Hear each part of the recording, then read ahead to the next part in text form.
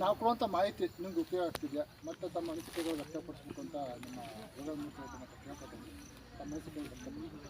ನಮಸ್ಕಾರ, ನನ್ನ ಹೆಸರು ಯೋಗಾನಂದ್ ಅಂತೇಳಿ ತಡ್ಸೂರು ಗ್ರಾಮದವರು. ನಮಗೆ ಕೃಷಿ ವಿಜ್ಞಾನ ಕೇಂದ್ರ ಕೊನೆಹಳ್ಳಿ ಇವರು ತಡ್ಸೂರಿನ ದತ್ತು ಗ್ರಾಮ ತಗೊಂಡಿದ್ದು.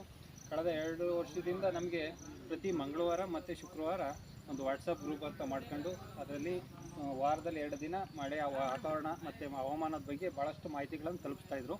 ನಾವು ಅದೇ ಆಧಾರದ ಮೇಲೆ ನಾವು ಬೆಳೆಗಳನ್ನು ಮಾಡ್ತಾಯಿದ್ವಿ. ಕಳೆದ ವರ್ಷ ಅಂದರೆ 22-23ನೇ ಸಾಲಿನಲ್ಲಿ ಅದು ಮಳೆಯ ಆಧಾರದ ಮೇಲೆ ನಾವು ಬೆಳೆಗಳನ್ನು ಮಾಡ್ತಾಯಿದ್ವಿ. ಅದು ಅವರು ಕೊಟ್ಟಂಥ ಮಾಹಿತಿ ಪ್ರಕಾರ ಅಂದರೆ ಅದು 100% ಅಲ್ಲದಿದ್ರು ಒಂದು 70-80% ನಮಗೆ ಮಾಹಿತಿ ಸಿಗ್ತಿತ್ತು. ಅದೇ ಪ್ರಕಾರ ಮಳೆ ಬರ್ತಿತ್ತು. ಆ ಆಧಾರದ ಮೇಲೆ ನಾವು ಬೆಳೆಗಳನ್ನು ಬೆಳೀತಾಯಿದ್ವಿ, ಚೆನ್ನಾಗಿತ್ತು. ಆದರೆ ಈ ವರ್ಷ ಅಂದರೆ 22-23ನೇ ಸಾಲಿನಲ್ಲಿ ಮಳೆ ಅವ್ರು ಏನು ಕಳಿಸ್ತಾ ಇದ್ದಾರೆ ಅದು ನಮ್ಮ ವಾಟ್ಸಪ್ ಗ್ರೂಪ್ನಲ್ಲಿ ಅಷ್ಟು ಪ್ರಮಾಣ ಒಂದು ಅರ್ಧ ಭಾಗನೂ ಮಳೆ ಬರ್ತಾಯಿಲ್ಲ. ಅದು ಭಾಳಷ್ಟು ನಮಗೆ ಅಂದರೆ ನಾವು ಬೆಳೀತಕ್ಕಂಥ ಬೆಳೆ ಮೇಲೆ ಭಾಳಷ್ಟು ಪರಿಣಾಮ ಬೀಳ್ತಾಯಿದೆ. ಯಾಕೆಂದ್ರೆ ನಾವು ಉಳುಮೆ ಮಾಡೋಕ್ಕಾಗಲಿ, ಬಿತ್ತನೆ ಮಾಡೋಕ್ಕೆ, ಅದಕ್ಕೆ ಗೊಬ್ಬರಗಳು ಕೊಡೋಕ್ಕೂ ಅಷ್ಟೇ. ನಾವು ಈ ಮಳೆಯನ್ನು ನೋಡ್ಕೊಂಡು ನಾವು ಮಾಡೋಣ ಅಂತ ಹೋಗ್ತಿದ್ರೆ ಅದು ಮಳೆಗಳಲ್ಲಿ ಭಾಳಷ್ಟು ಏರ್ಪೇರ್ ಆಗ್ತಾಯಿದೆ. ಅಂದರೆ ಮಳೆ ಜಾಸ್ತಿ ಅಲ್ಲ, ಭಾಳಷ್ಟು ಕಡಿಮೆ ಆಗ್ತಾಯಿದೆ.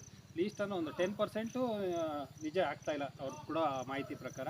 ಇದರಿಂದ ನಮಗೆ ರೈತ ಕೃಷಿ ಮಾಡೋಕ್ಕೆ ಭಾಳಷ್ಟು ತೊಂದರೆ ಆಗ್ತಿದೆ. ಅಂದರೆ ನಾವು ಕೊಡುವಂಥ ಮಾಹಿತಿ ತಮಗೆ ಗೊತ್ತಿರೋಂಗೆ ತಾಲೂಕು ಮಟ್ಟದ ಮಾಹಿತಿ, ನಾವು ಕೊಟ್ಟರು ತಾಲೂಕು ಮಟ್ಟದ ಮಾಹಿತಿ. ಹಂಗಾಗಿ ಹೋಬಳಿ ಮತ್ತು ಪಂಚಾಯತಿ ಮಟ್ಟದ ಮಾಹಿತಿ ಕೊಟ್ಟಾಗ ಸ್ವಲ್ಪ ನಿಖರತೆ ಆಗುತ್ತೆ. ಅದೇ ಕಳೆದ ಒಂದು 22 ಮತ್ತು 21 ಸಾಲಿನಲ್ಲಿ ಬಂದಾಗ ನಾವು ಕೊಟ್ಟಂಥ ಮಾಹಿತಿ ತಮಗೆ ನಿಖರ ಆಗಿತ್ತು. 2023 ಸ್ವಲ್ಪ ನಿಮಗೆ ಮಾಹಿತಿ ಕಡಿಮೆ ಆಗಿರ್ಬೋದು. ಆದರೆ ಮುಂದಿನ ದಿನಗಳು ಇದ್ರ ಬಗ್ಗೆ ಸ್ವಲ್ಪ ಗಮನ ಹರಿಸ್ತೀವಿ. ತಮ್ಮ ಒಂದು ಅನಿಸಿಕೆ ವ್ಯಕ್ತಪಡಿಸೋದಕ್ಕೆ ಧನ್ಯವಾದಗಳು. ಧನ್ಯವಾದಗಳು.